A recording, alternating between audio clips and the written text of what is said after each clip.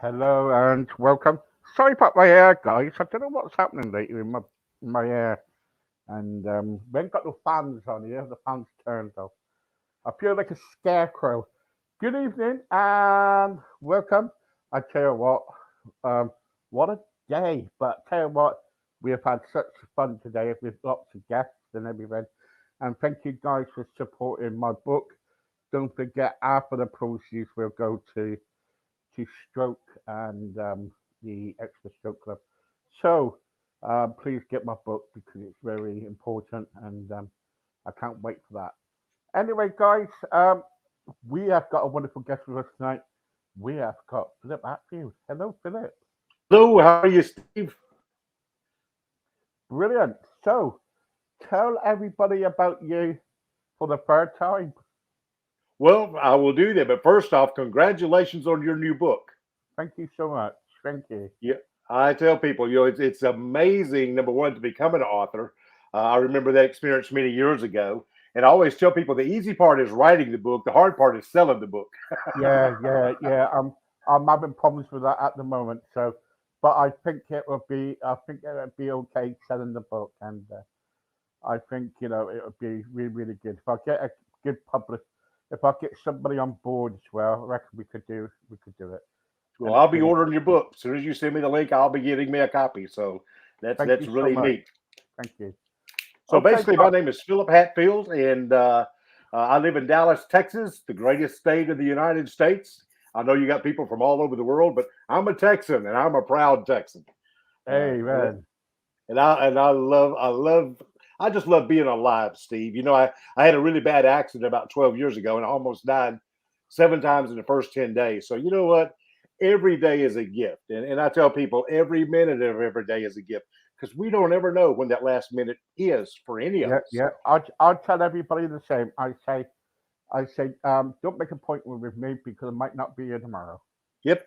Yeah, and I've talked to you before, and I had a spiritual awakening in my life when I was 39 years old, and I know you got people from all different faiths, but Zig shared Christ with me back in 1993 when I was 33 years old. I said, Zig, I don't believe in any of that garbage. I don't want none of that stuff.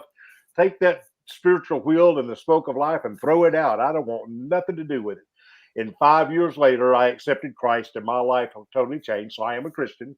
And I know people have their different faiths, but I am a Christian. And I love the Lord with all my heart. I love God. And that's the greatest thing that ever happened to me was the spiritual awakening in my life. Brilliant, brilliant.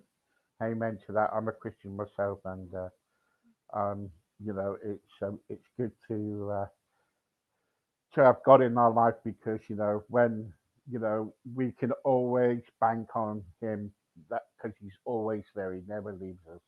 Yeah. Amen. Um, Yep. I was talking to you about last time. You were talking to me about your business and what you do and everything. I want to go back a bit because I want to go back further into your life when you were younger and growing up. Um, tell us a bit about it because we all have different stories, and what was your story about you growing up, and what was it like? Well, my dad was a home builder. And when you're a kid and your dad's a home builder, your job is to do everything the other guys don't do. Or if they need a helper, you're everybody's helper. So I remember I was about 9 or 10 years old. And so my first job was out there digging the ditches, literally. Because in a foundation, we are built on a concrete foundation here in Texas. And so when you're building a house, you got to dig what we call the footers, which is the foundation of the house, which is going to hold that concrete really steady. My job was to dig them footers down with the shovel, about 24 inches deep and about 18 inches wide. And so we had to go all around the perimeter of the foundation. Then there were certain support beams inside. So that was my job starting at 9 and 10 years old. And I'll be honest with you, I loved it. A lot of people don't like doing that hard work, but I really loved it. And I loved working with my dad. So growing up around the building business, I got a great insight to people, learning about hard work, learning about profit and loss, learning about working with labor, working with other people, and communication with other people. So that's where my career pretty well started in the building business. And my dad is now 91 years old. I just saw him yesterday. He's in a retirement home not far from me, about 2 hours away. So I get to visit him quite frequently. He's still healthy, still alive. So I'm blessed to have my father. Yeah, brilliant. Thank you. So you're growing up, and um, when was the point when you kind of thought, right, what you were going to do for your life? What was the point when you thought, for employment and for work and everything, what you were going to do? Was it because you wanted to follow your dad, or was it because you went your own way and did your own bit? What was it? Yep. I was always very good in sports, and I wanted to be a football player. And I played football in high school and all through junior high and all those years. I thought I was going to be a professional football player. That was my plan. And so I did not do well in school. I did not have good grades. Everything was to me about football and girls. Well, football, girls, and baseball, and that was it. Mm. And so I didn't do well in school. And the funny thing is, I really did learn a lot, but I didn't realize I learned it till after. But I got out of high school, went to college, went and was in college a little while, and they asked me to leave college. Basically, I didn't have good grades at all, and I wasn't showing up to class, so I wound up leaving. And I went to work for a church company called Church's Chicken. I don't know if you've heard of them there where you are in England, but it's a fast food chicken place here, kind of like Kentucky Fried Chicken. Have you ever heard of them? No, no, go on. Well, my first job was I would go inside that cooler, and I think it was like 33 degrees inside the cooler. My job was 5 to 6 hours a day going in with a parka in the cold and cutting chickens, taking that whole bird and cutting it down into 8 pieces and learning about that. And didn't realize that I really knew as much about math as I did because I failed algebra 4 times in high school. Oh, So, but all of a sudden, the guy came in one day and he said, "Philip, count all these boxes and let's see how many chickens are left in here. So we'll pull inventory up there, and you tell me how many birds they called them were in the cooler." So I counted them, came out. He said, "Man, that's exactly right. You did a good job." And so then he began to teach me about food costs, begin to teach me about labor costs, begin to teach me about percentages.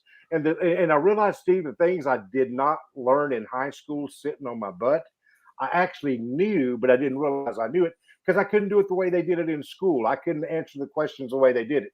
But I got in the business world, and lo and behold, if I didn't know math, and have had no problems with it ever since. So that's where I first began to learn about food costs, labor costs, and those things. yeah. What was it? And when you grown up and everything, and teenager times and everything, and when was it the point where you thought, well, you know, I've got to kind of like go out on my own and make a dollar or two, and you know, and get on in the world, basically. Yeah. Well, growing up at the house, I really have been on my own, but I lived inside my mom and dad's house since I was 15 years old because I worked. I love to work. So I always played football, baseball, went to high school, but then I always had a job and I worked pretty well full time all the way through high school. So I remember at 15 years old, I went down and bought all my clothes getting ready to go to school. And I went to a company called Kmart. Do you remember Kmart? So I went Yeah, to yeah, Kmart, and I yeah. remember I spent $150. Now you go back in 1973, 74, that was a lot of money. Of course So I it was. bought Yeah, all yeah. my clothes there, and lo and behold, if they didn't look good, but the first time I washed them, they all fell apart. So I tell people I've been buying my own clothes since I was 15 years old, buying most of my food, and started really paying for more of my shelter once I got up around, I'd say, a junior, senior in high school. Even though I lived in my mom and dad's house, I always paid my way. And that was the thing for me always is I wanted to be self-sufficient. And I wanted to be me, and I always had pride in who I was and wanted to do better. And so basically, that was my start into the business world. Yeah, yeah. Well done for that. Um, when was the point when you uh kind of came to your faith? When was the point when you felt like that nothing was going right? Because we have the times when in our lives where things don't go right, and we have our moments, we have our ups and downs and everything. When was the point when you came to know Christ? Well, when I came to know Christ, I was 39 years old actually, and that was a spiritual awakening for me. Because there again, every time that I did business with anyone, if they said they were a Christian, then they were the people that I always say they blued me, screwed me, and tattooed me. In other words, every bad thing that I had happen in life and business seemed to be at that point. And so basically, I didn't want anything to do with faith and with people that had anything to do with business and faith. But when you talk about the lowest point in my low point came when I was about 22 years old. And I had worked up to from the food and beverage part of Church's Chicken, worked up to be a manager. And then I went to work in the hotel business because I did well in the restaurant part. And I was a food and beverage director for a hotel over in Shreveport, Louisiana, about 2.5, 3 hours from where I am now. And I had done such a great job, and that I was recruited by a headhunter to move back to Fort Worth, and that's where I grew up, to go to Fort Worth and manage the nicest hotel in the city. And there I was, a young guy, and back then we didn't have Google, you didn't look it up. So they showed pictures, showed me the stuff. I said, "Well, let me go visit." I said, "Oh no, you can't go visit because if you go visit, then it may scare the other people away." So they brought the executive down. The headhunter did. He came in from Arkansas, and we made an agreement. I turned in my 2 week notice, got in my car, and off I went. I head to Fort Worth. Steve, I get off the exit, and I see the sign over there on the left hand side. It was a beautiful hotel. You could see it from way far away. See the sign. I go up the exit ramp and get to the very top, and getting ready to cross the bridge to go over the highway. And I'm looking, thinking, gosh, I'm going to be the general manager of this hotel. Blew me away. So I go across the bridge. I get ready to turn in. And I turn into the right. And Steve, as soon as I turned to the right, I saw it. All the hotel rooms on the left-hand side were burnt almost to the ground. 6 weeks before, while I was in that interview process, there was a major fire. 5 people died. 33 people were still in the hospital 6 weeks later. I didn't know what to do. I called my dad because I didn't have a college degree. Basically, I worked my way up, and so I called my dad and said, "Dad, I've messed up. I was the vice president with Regency Hotels and food and beverage director, and I walked away from that job and said, Dad, now I moved here. This place is a mess." And he says, "Get this book by a guy named Zig Ziglar." I said, "Zig what? Zigzag?" I said, "Daddy, I don't use them papers. I don't smoke that stuff." And he told me Zig Ziglar was the guy. He said, "Get this book called See You at the Top." And I got the book, See You at the Top, Steve, and I began to read that book. And here's another thing. I was not a reader. I would read short business articles and little magazines, but I wouldn't read a book. That was the first real book that I read. And it changed my life because I began to learn the most important thing are people. It's Mm. people. It's about you, about your authenticity, your character, your integrity. And so I learned more in life. And that was the low point of my life. And I learned then to lead by example. I remember one time there was a guy threw a bunch of stuff in the dumpster, and I said, "Yeah, I need you to get that stuff back out. That wasn't bad." He said, "I ain't getting in that dumpster." I said, "Yeah, I need you to get in and get that stuff out because that's good stuff." "I ain't doing it." Well, I was sitting there, Steve, in a three-piece suit. You remember them? We had the vest and the tie and the coat. Yeah, And yeah, so about that time, I took my coat off, and I wasn't mad or angry. I took my coat off, took my vest off, pulled the tie off, and I got inside the dumpster, and I began to pull the stuff out. And I was handing it out there. You know what? And after I did that, I didn't reprimand the guy because I understood where he was. But after I got done with that, I got back on the dock, going inside and clean up. And from that point on, Steve, anytime I asked anyone for anything, I had no problem because they knew I wouldn't ask them to do something I wasn't willing to do myself. But I earned respect, and I didn't realize that's what I was doing at that time. I was just trying to save that stuff from being damaged, but I had no idea. But it was the greatest leadership lesson in my life, and had no idea that I was learning it. yeah, yeah. And so when you came to know Christ and everything, how long did you seem to know that your life was being changed? God began to work on me for years, and I just ignored it. And many things happened throughout my life, and I just kind of ignored it. And Zig started sharing Christ with me, like I said, when I was 33. And finally, at 39 years old, I pulled over on the side of the road. I was south of Shreveport, Louisiana, on I-49.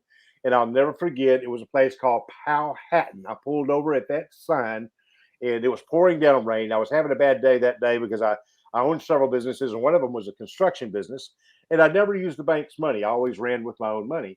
And so at that particular day, it's like I had 5 or 6 jobs going. Things hadn't gone well that week, and I wasn't able to collect the money to make payroll. And it was Friday.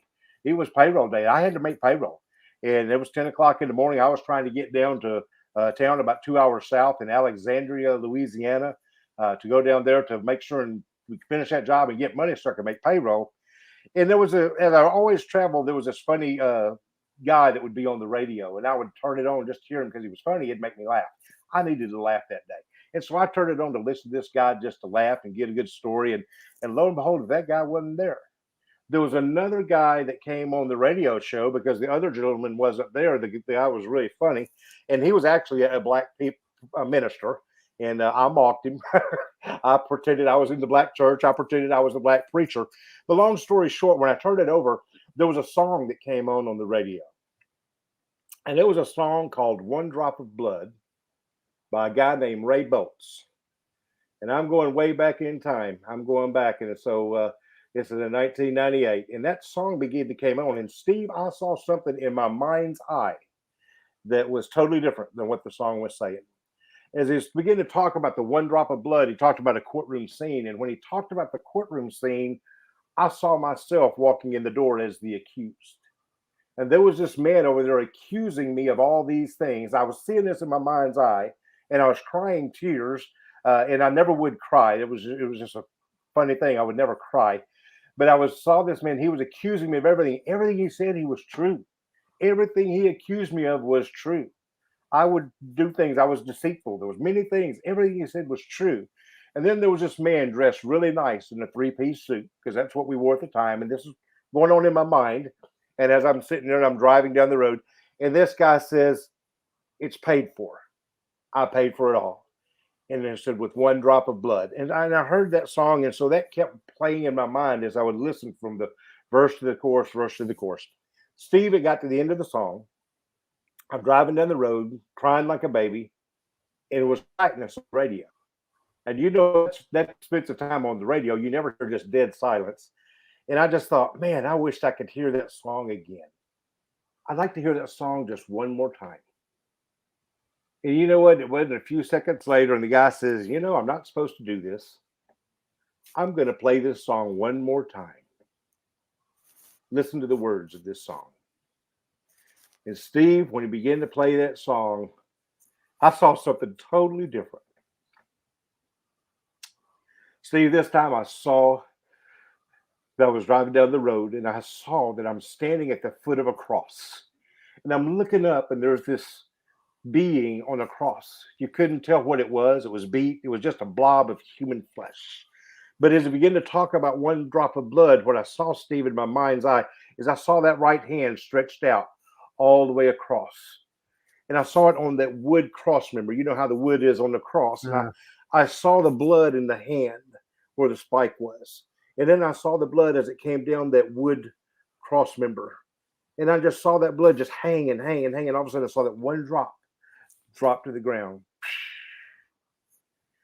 Had a major impact on me. And they would sing another verse. They'd come back to that chorus again, sing one drop of blood. And Steve, this time, I saw the exact same thing. I looked at the left side, and I saw the blood. I saw the nail in the hand. I saw the blood pouring out, and I saw it going down that wood cross member, and I saw it just hanging. Wasn't about to drip, but it was just hanging. All of a sudden, that drop would fall to the ground. Steve, I began to cry a little bit more, and I didn't know what was going on with me because I hadn't been going to church. Like I told you, I hated Christians. And they finished the verse and came back to the chorus again. And they sang the chorus again. Talk about one drop of blood that fell from the tree. Steve, this time I was looking at the feet of Jesus, and I saw those feet crossed over on that cross. I saw that spike. I saw the blood, and I saw it just hanging on that foot, and I saw it drop right in the ground. Steve, I pulled over on the side of the road, and I prayed the worst prayer you've ever heard in your life. I didn't know how to pray, but I grabbed hold of my steering wheel. I stopped at that Powhatan exit, and I said, "God, I don't believe in you. You're not God. I'm going to pray this prayer, and when I get done, you're going to do this, and you're going to do this, and you're going to do that, or I know you're not God." I was hollering at him, and I grabbed that steering wheel, and I didn't know what to say. So I let it go after a few seconds, still knowing I needed to pray, and I didn't know how to pray. I didn't know what to say. I said, God, I'm going to pray this prayer now. I'm going to do this again. Listen to me. Well, I grabbed that steering wheel again, and I didn't know what to say. I let it go. And the third time I grabbed that wheel, I remembered hearing what the preacher said. I heard him say one time, it don't matter where you are.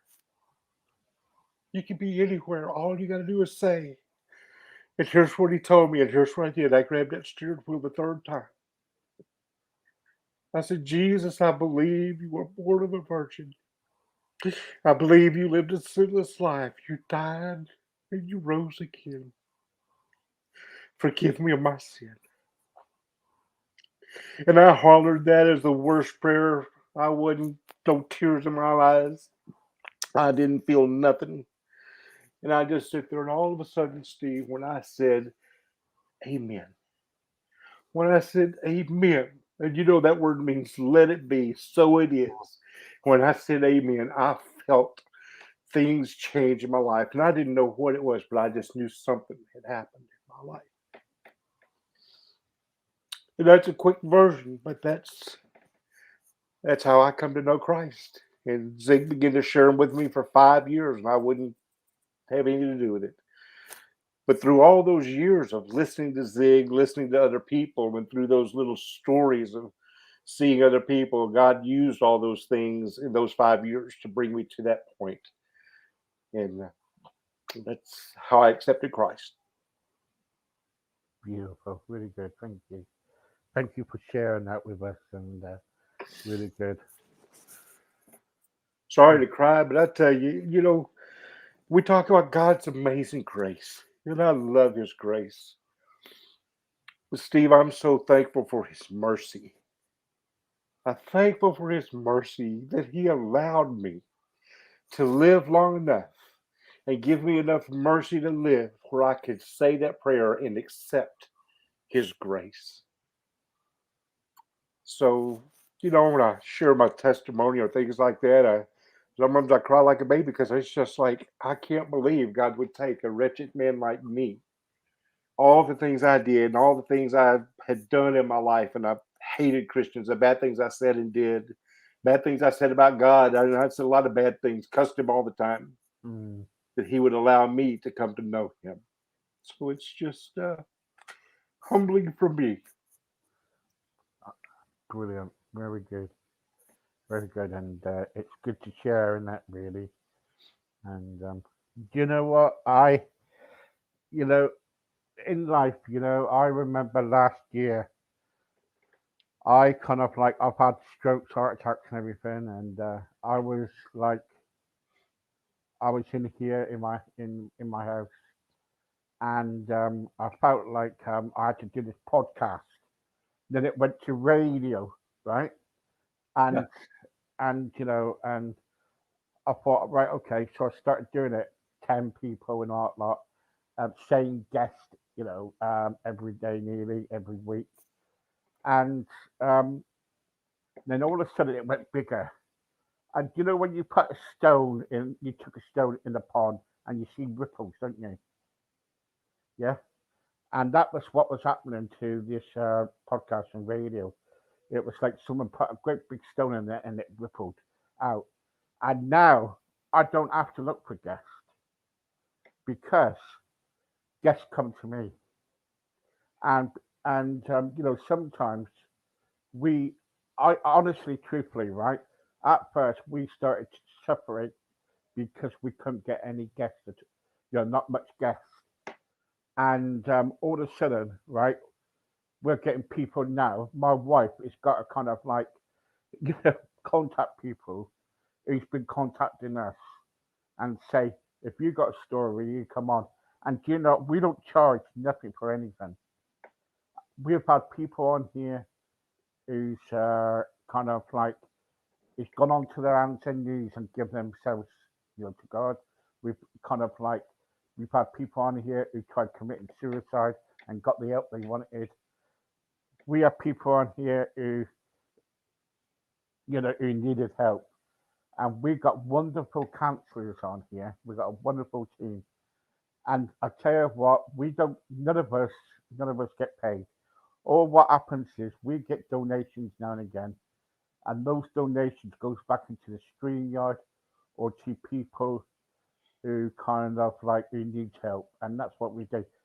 And that's it. We don't ask for anything, anything at all, because we believe that this is God's work, And Yeah, when you've got around about 63,000 people, kind of like following you, and kind of like a few thousand watching you each night, then we're doing our work, And if we get one person, you know, then we've done our job, yeah, And that's why we get people. And people say to me, Steve, I love to come back again, love to come back again, and and they do. And the trouble is, sometimes we run out of stuff to talk about, and all of a sudden, the conversation changes into something else, and we just keep talking and talking and talking, and people come on and ask questions and all sorts of things.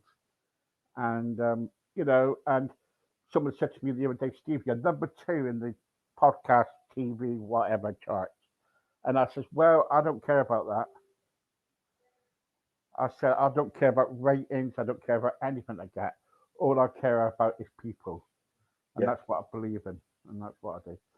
And I love your story. And I would love you to come back again and kind of like share more with us if you can. Because Absolutely. we'd love Anytime. you to come back. And I'm sorry I cried, but at the same time, I'm not. And that's one the book I'm writing now is about authenticity, and I yeah, think well, authenticity is what brings people to us and us to people. And you know what? Then we need to share the story of grace. We yeah, need to share the story of mercy, yeah. and that We, what we've been really given. Oh my goodness, and we've all been given that gift. But yeah, yeah, I'd love to come back anytime, Steve. yeah. I'll tell you, I'll before you go, I'm going to tell you something. This is the true fact. For I've been in the media quite a bit, TV, radio, you name it, I've been in it. Newspapers, everything. And I'll tell you what, I said to my wife about 3, 4 years ago now, darling, I always wanted, my dream is to write a book.